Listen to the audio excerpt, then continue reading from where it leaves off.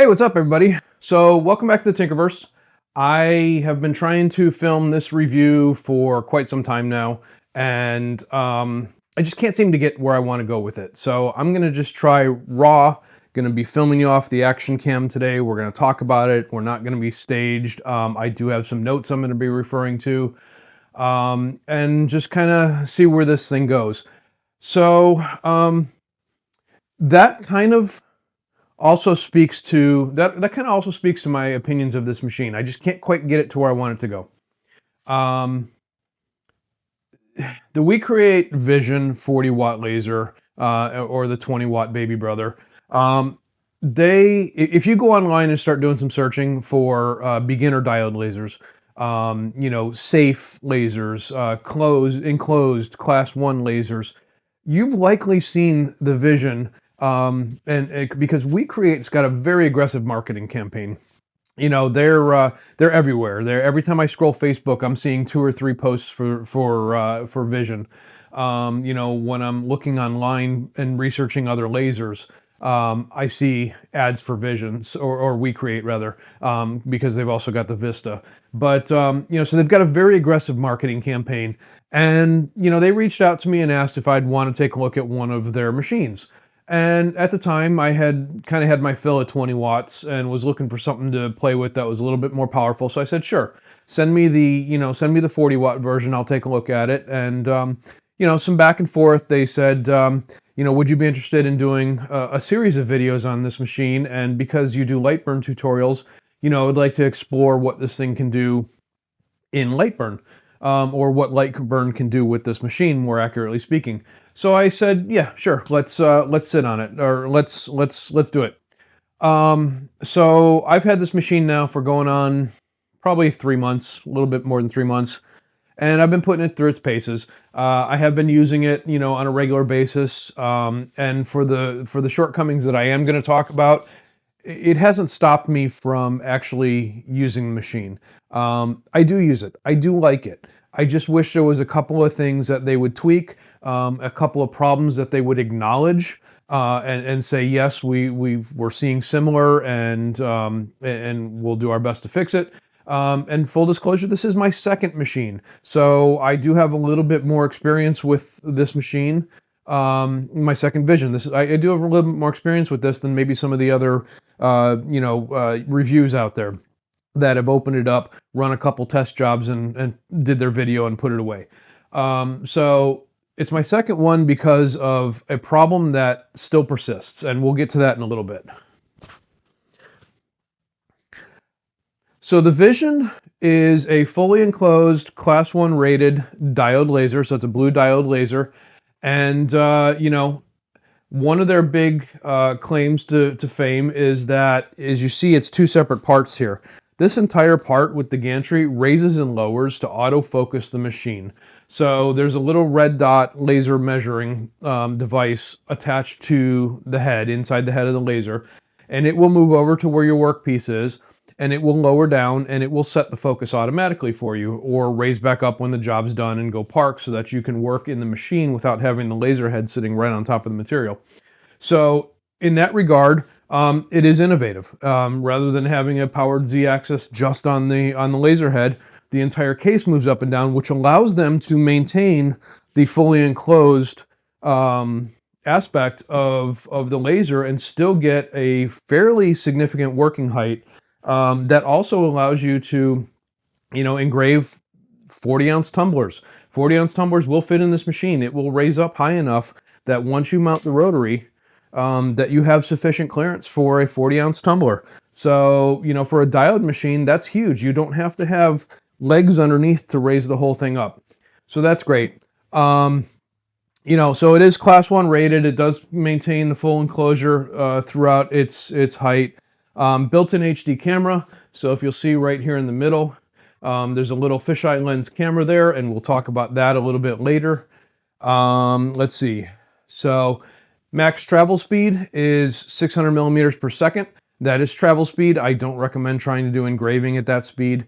That's a discussion for a whole other video, but you typically don't want to engrave that fast. But travel speed, it will travel up to 600 millimeters per second. My version comes with the little chuck rotary here.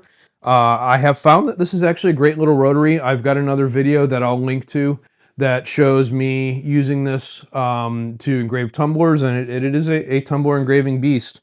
However, they have since offered a revision for this rotary that has wider pads here to grip the insides of your tumbler a little bit better, because there are complaints of work pieces working their way off of this during a burn. So something to be aware of. You know, look for the upgraded version of that if you're looking for a rotary. And it does come with the, you know, the tail support and everything like that. The chuck rotary, the removable slat panels. So unlike my X tool over here, which came with 100 individual slats or whatever, you know, 30 individual slats, WeCreat has welded all their slats together, so you actually have 2 panels that you can pull out. So it's kind of the best of both worlds between a removable honeycomb tray and slats. So the slats give you the nice knife edge, so you have minimal contact, and they are angled so that your flashback does not flash right back into the burn. It directs it off to the side. So some nice honeycomb, or some nice removable slats there. There is a removable crumb tray underneath. I can't get to it at the moment, but there's a removable crumb tray. You can pull it out, get your little cutouts, dump them, or find the pieces that fell through or whatever. You know, available accessories, you can get a little 2-watt IR module to replace the big laser head, and that's the same for the 20 or the 40. The 20 and the 40 are not interchangeable, but both the 20 and 40, you can put the 2-watt IR head on. So just a little bit of information there. Full safety interlocks. Obviously, it's not going to work unless the lid is closed. You know, it does check, it looks for workpiece. If the workpiece isn't found during focus, it'll stop you from burning and all that stuff. So some fairly decent safety features. A couple of missing ones, and again, we'll talk about that in a little bit.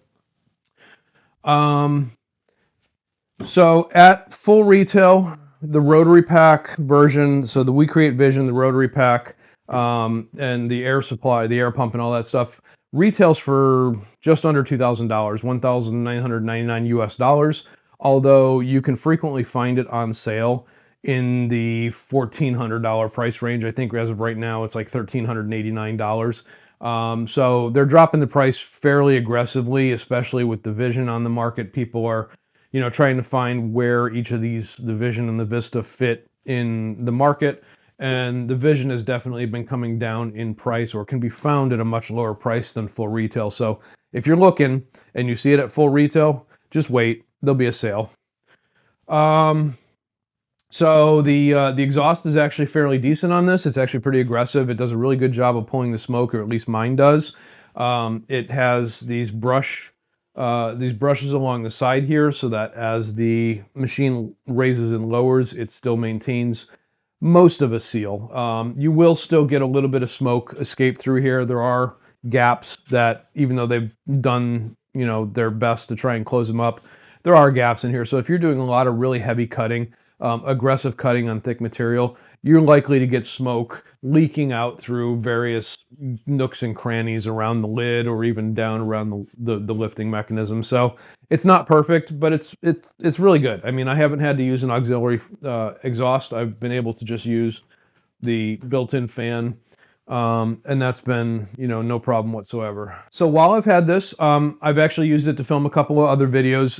You'll see that I did the tumbler video I talked about. I've also done a video on creating material test cards, so kind of an intro to using your new Vision and discovering how to get your settings that you want.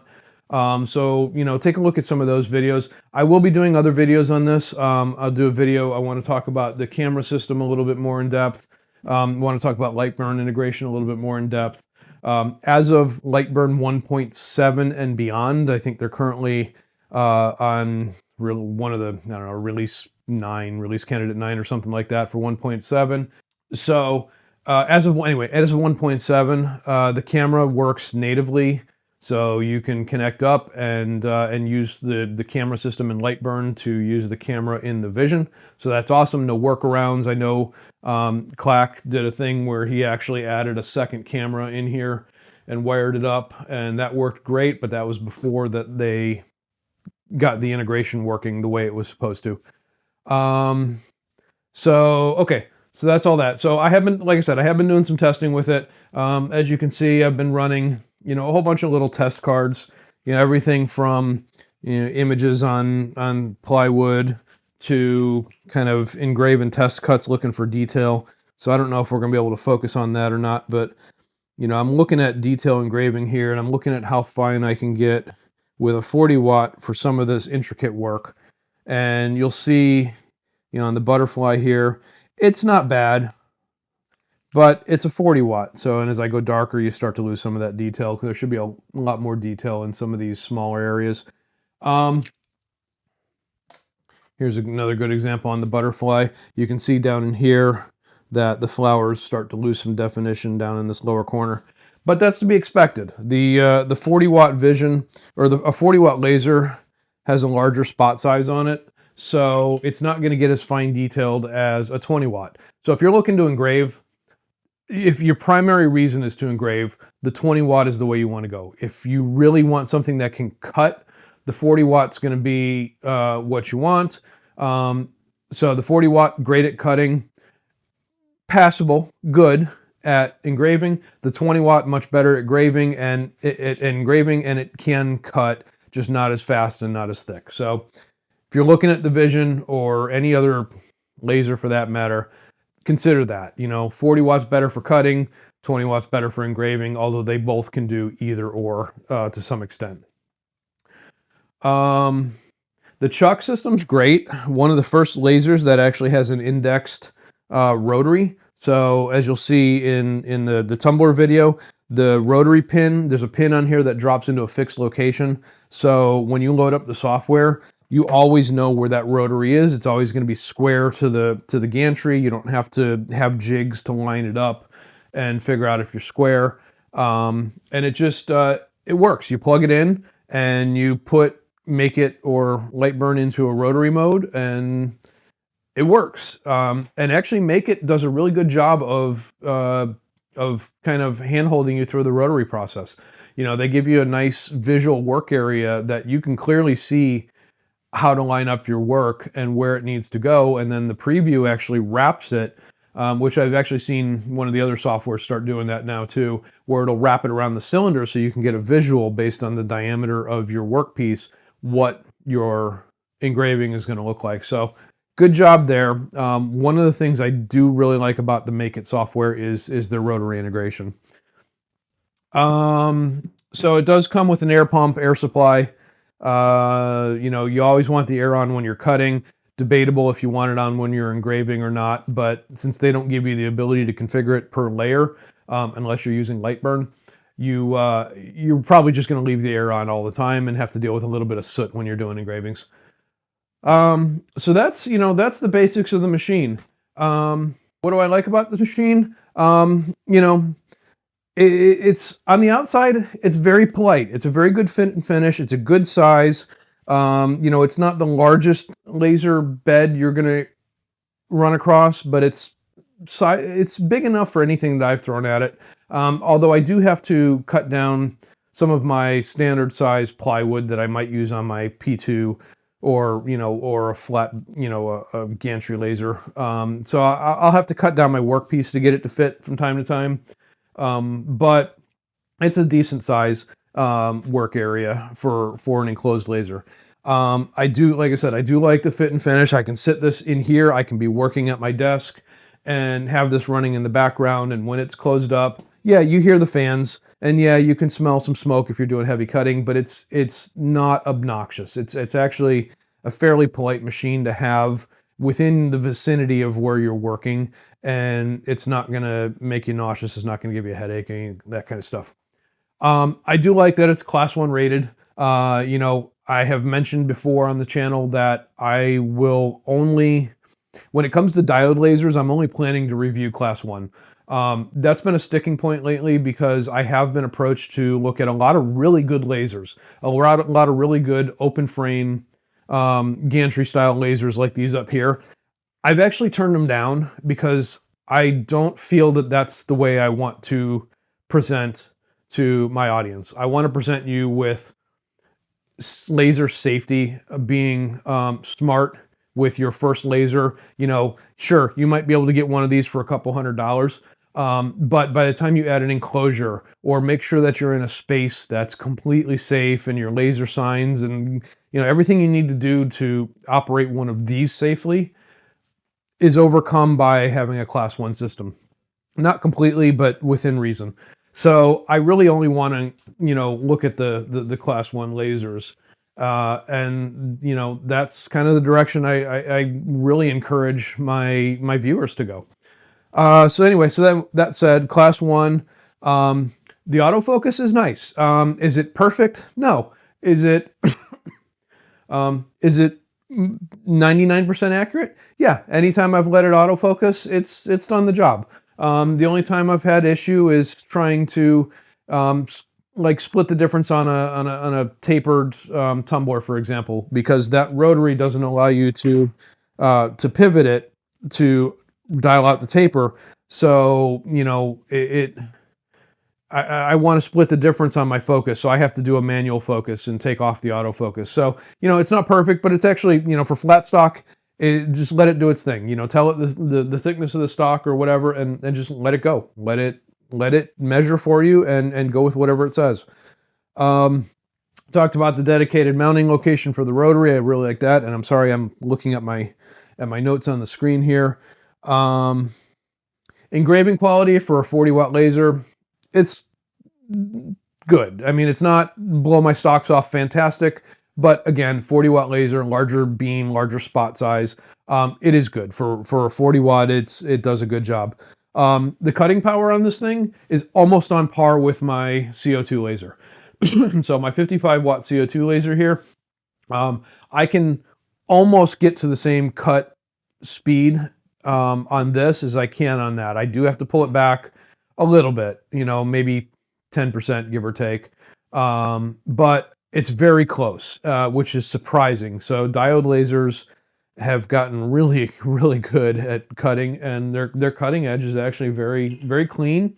And unlike a CO2 laser, the angle of the cut isn't as flared. And some of that's just down to the lens choice you use, deeper lens, shallower lens, whatever. But there's less of the hourglass shape when cutting on this than there is on cutting the CO2. The trade-off is you can't use all the materials. So you can't do most of the acrylics or any clear acrylics, and you can't do glass. There's a lot of things you can't do with this that you can do with the CO2. So just do your research on materials, figure out what materials you want to use the most, and decide is diode really the way I want to go. But so cutting wood for wood, 1/4-inch plywood like this thing is almost as powerful as that machine over there. The smoke and smell, like I talked about, it's fairly well maintained. Is it perfect? No. You're always going to smell burning wood. I don't care what filtration system you have, what exhaust system you have, you're burning wood. You're always going to smell burning wood. Or if you're doing, engraving plastic, you're always going to have that chemical smell, because no matter how well this exhausts, the second I open that up, you're exposed to off-gassing and stuff like that. So, but it does a very good job of containing that, and it does so much. Obviously, those don't contain anything. So, this does a really good job of containing all that. So now let's talk about some of the things I don't like about it. I'm kind of surprised for a class 1 laser. There is no e-stop on this thing. If there's a fire, there's a flare up, if there's something wrong and it's crashing and I need to stop this thing on a dime, I want to come over here or wherever, and I want to hit an e-stop. I want to shut this thing off cold. E-stop, e-stop, e-stop. Almost every machine in the shop has an emergency stop on it, except for this one. WeCreat, please add an emergency stop. Just, like I said, I'm kind of surprised that for a class 1 rated laser, there isn't something to do that. You know, instead I'd have to reach around here and flip the power switch to, you know, to shut it down. E-stop would be nice. There are occasionally limit switch issues of some sorts on the power lifting. So the power focus, it'll rise up and all of a sudden you'll hear this big grinding noise. So it doesn't, I don't know if it maybe doesn't have limit switches and it just relies on not missing steps to remember where it is up or down. But something, and it doesn't happen all the time, but a lot of times when this raises, you'll hear it crash. Let me see if it'll do it now. Okay, it didn't do it that time. But here at least you can see it in its full raised position. But from time to time when it raises to the topmost setting, it sounds like the stepper motor skipping or you know, skip missed steps. If you were to, you know, really put a lot of torque on a motor while it's trying to run, it'll skip steps and it'll make that grinding sound. So something's up there. Both this one and the previous one I had to do that from time to time. So something that they should probably take a look at some point. The big elephant in the room. The reason I have this as my second my second machine is that there is an issue with connectivity. I fought the first one for almost a month solid. I got to know their tech support. I'm going to call him Patrick because Patrick is the name that's on the email. I don't know if Patrick is a person or if Patrick is a group of people in tech support, because looking through, as I've been a member of the user forums, almost every tech support conversation I see people talk about is signed Patrick. So to me, Patrick is probably more than one person, but whatever. We'll call him Patrick. So Patrick and I got to the point where we were having emails every 2 to 3 days. 2 to 3 days is because that's the turnaround time. I'm in the US, I'm in Eastern time, they're in China. So I would send an email and I might get an email the next morning. I might not get an email till the next night. And then it's a day before I see it and can do whatever it is they ask me to do and send a reply. So 2 to 3 day turnaround every time I needed to reach out to them. And unfortunately, because of the issues I was having, I was needing to reach out to them quite a bit. So that's one of the reasons I've been sitting on this for 3 to 4 months now and have not done a full review on it, is because I was trying to work through those issues. Unfortunately, through a series of events, they stopped working with me on those issues. Every time I came back to them, their answer was use Wi-Fi. And I said, no, Wi-Fi is not viable. You know, where my shop is, I don't necessarily have the best connection.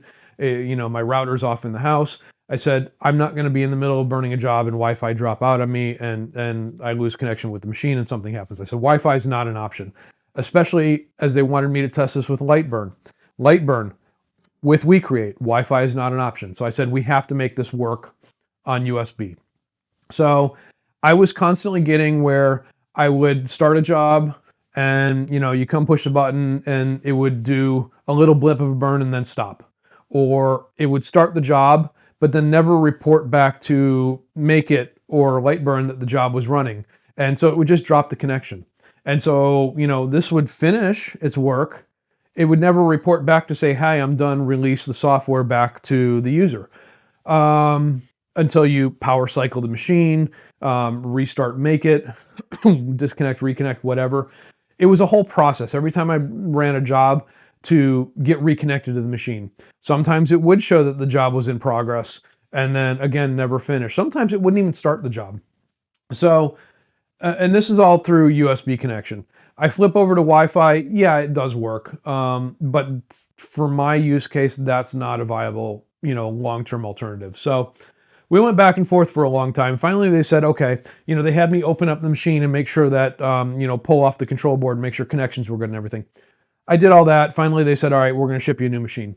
So I packaged, you know, I crash course in how to repack one of these to send back to them in the original packing. They do have a video on that, by the way, which kind of tells you something if that's, they had to put out a video to show you how to return a machine. So I returned the machine. They sent me the new one, obviously. Same problem. So round and round and round we go. During that time, I got my rep involved, the marketing rep who reached out to me to test this thing, and she and I had been back and forth for quite a bit. All of a sudden, she stopped responding to me.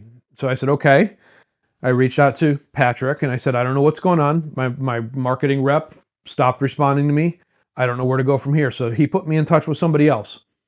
Now this is a month and a half, almost 2 months in, give or take. I don't have the exact timeline in front of me. I'm approximating. The new rep comes in and I start explaining the problem, and that rep used Wi-Fi. At that point, I was done. After going round and round and round with them for so long, I was done. I wasn't going to go back to this use Wi-Fi thing.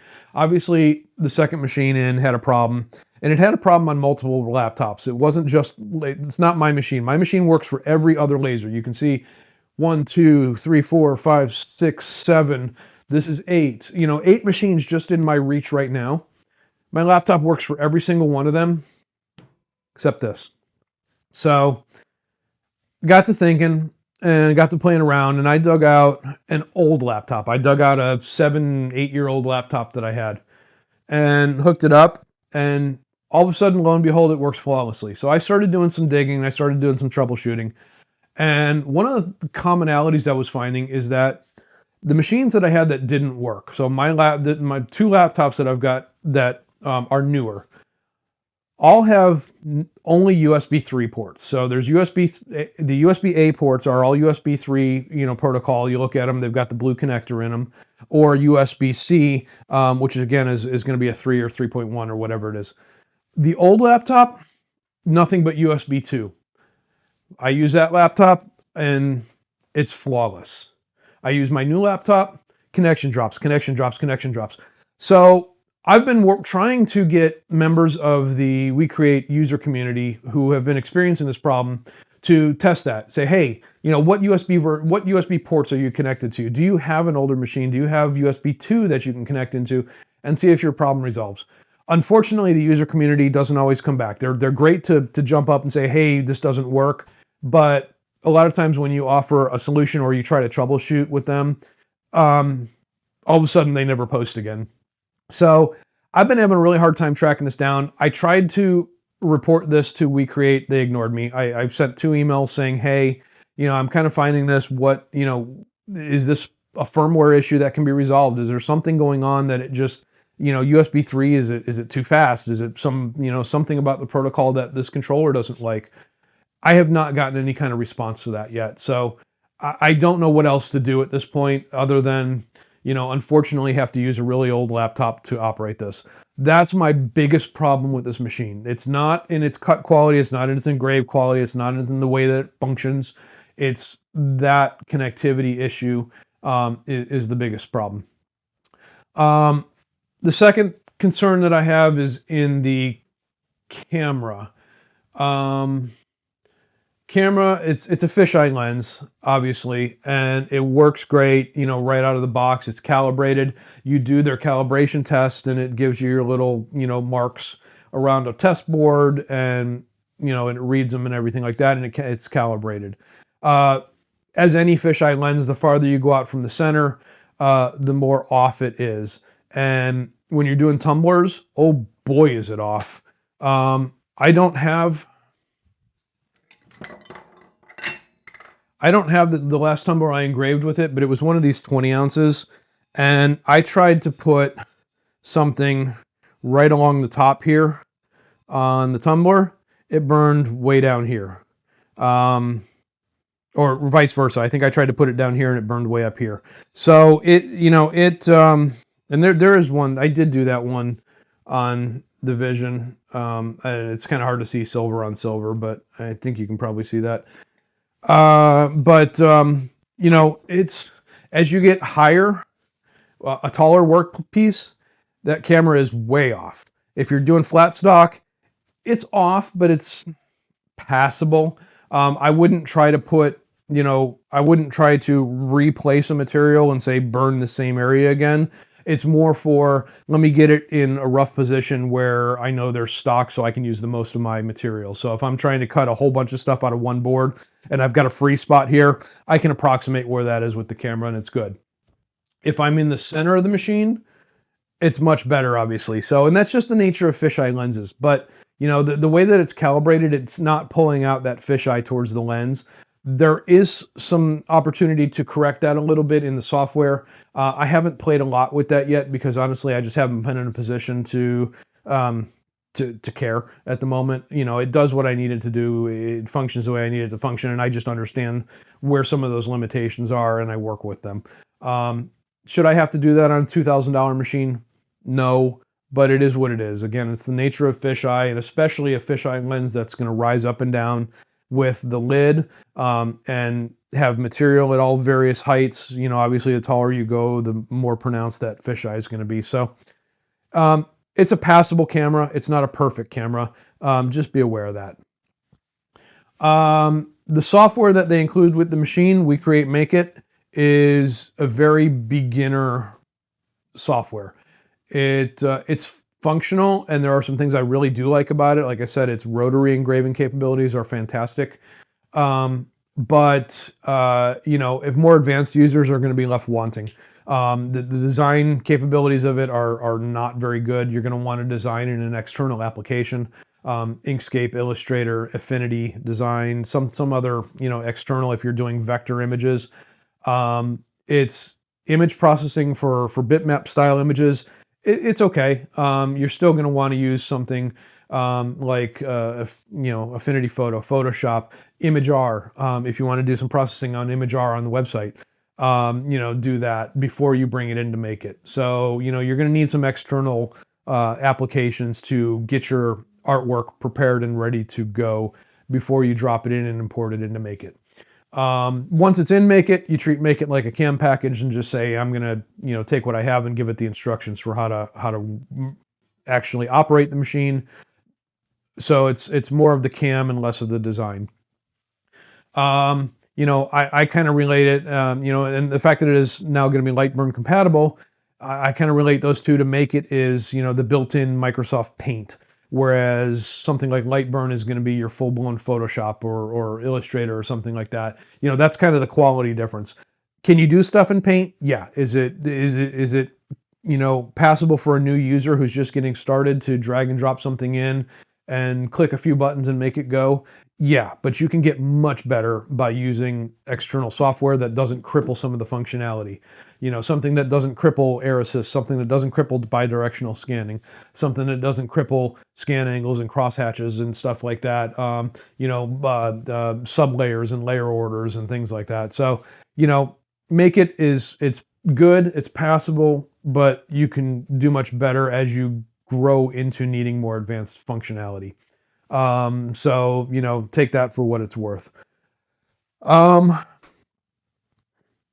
The online documentation for Make It's a little sparse. I tried to go through some of it, and it does look like they've been adding to it over time, but you know, it doesn't do a very good job of explaining things. Enhanced cutting is an example. Go look, try to look in their documentation for enhanced cutting. Doesn't really tell you much. You know, it's trial and error to figure out what it does. So there's a lot of functionality in the software that is just not covered in any depth. They'll touch on it at a high level, but it's not covered deeply in the documentation. So they really could use somebody to enhance that documentation. And you know, I think you could get more out of the Make It software if you understood what all of these pieces of the application do. I think it is more capable. I think they've got developers who can improve this software. I just think they need to. They're still very young, and that actually is my summary of the whole machine. Is it's a very young company. It's a company that hasn't matured in the market very well yet. You know, they're only a year and a half, give or take, as far as I can tell, into producing the Vision and now the Vista. And there's a lot of signs of being rushed to market. You know, the deeper you look into the machine, some fit and finish things that were like, hey, we don't have time to figure out how to use a drag chain, so we're just going to put some little cable clips in there, to the point where we know that's going to be enough of a problem. We're going to go ahead and give you a new cable along with the machine. So every Vision you buy comes with a spare cable that connects the laser head to a control board over here, because I think they know that there's issues with that cable pinching. It gets loose, it pinches, it gets caught up in the laser head, and you have to replace it. You know, using a coiled cable here for air assist or whatever that is there. I guess it's air assist. Using a coiled cable there instead of just wrapping it all neatly in a drag chain is a little rush to market. You know, looking at inside, there's a lot of exposed cabling where they covered it up to a certain point, and rather than put a final shroud over the whole thing, it's just all laying there exposed. So, you know, again, it's not that it's wrong, it's just that it's a little bit rushed, and I think they could have spent a little more time on fit and finish on the inside, as you know, to make it the quality of what we see on the outside. So, you know, that's the biggest thing that I see about this is just, you know, it needs the final polish. It's a really good cake without the frosting. It's really it's almost there. It's almost that ideal beginner machine. It is so close to being a great beginner machine. Let me rephrase that. It is a great beginner machine, but it is so close to being top of the, you know, king of the mountain. Is it king of the mountain today? No. Second tier, maybe third tier. There are other alternatives out there for fully enclosed machines that may be just a touch more money, and that might be really worth looking at if you have the budget. You know, there's a couple of others who have been on the market a little bit longer with enclosed machines that have perfected some things that WeCreat just hasn't quite got there yet. I'm not saying they won't get there. I'm just saying they're not quite there yet.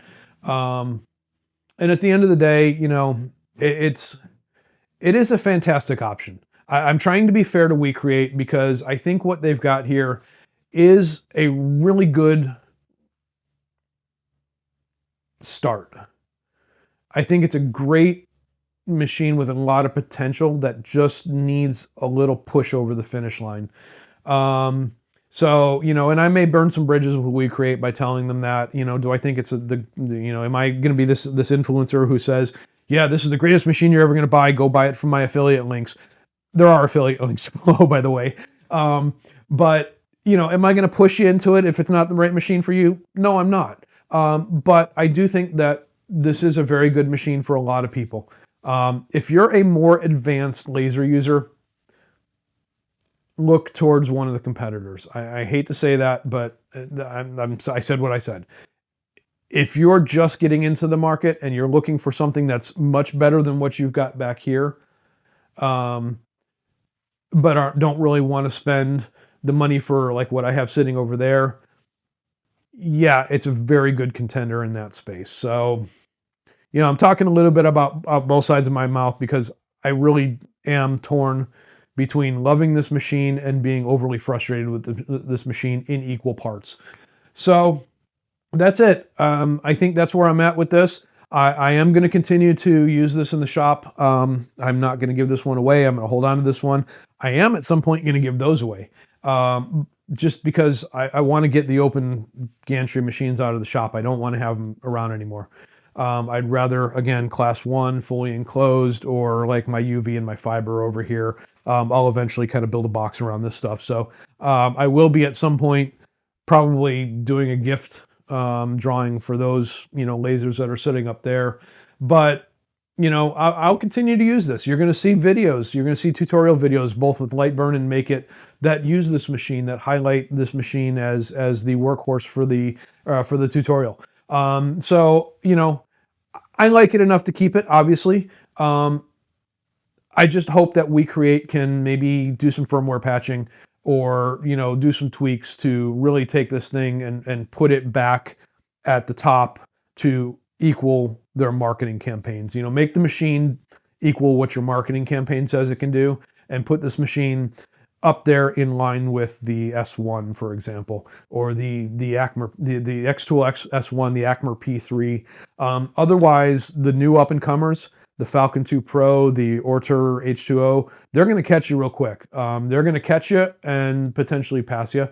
You know, they're still machines that are gantries in disguise or open frames in disguise with an enclosure, but they're indicative of where the market is going. The market is introducing machines that will catch this and will catch the Vista and will bypass you if you don't kind of step it up a little bit, fix some of these problems, and really put this machine back in its class leader and put it up alongside the S1. where I think it can be. So that's it. That's my bleh, unscripted blah. So that's it. That's my review of the Vision. Take it or leave it. You know, it kind of is what it is.